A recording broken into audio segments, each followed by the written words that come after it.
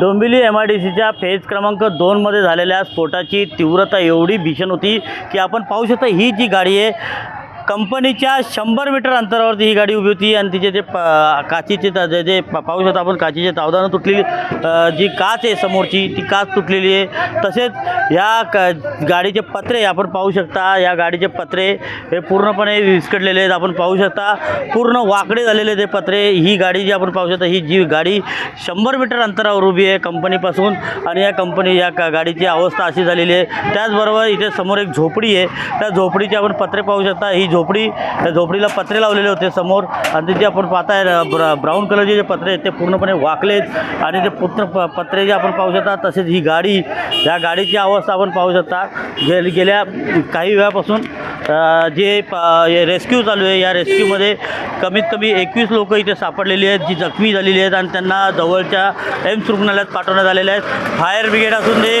तसेच ॲम्ब्युलन्स असून दे, तसेच पोलीस प्रशासन हे पूर्णपणे तत्पर आहेत। आणि पाहायला गेलं तर ही आग विजत नाही आहे, कारण की ही आग ही 4 कंपन्यांना लागली आहे, त्यामुळे त्या कंपन्यांकडे जायला मार्ग कमी आहेत आणि आग ही मध्यवर्ती ठिकाणी पसरलेली आहे। त्यामुळे आग विझायला कमीत कमी अजून 2 तास ते 3 तास जाऊ शकतात किंवा जे केमिकल आहे ते केमिकल किती तीव्र आहे त्याच्यावरती या आगीची विझण्याची शक्यता जास्त आहे।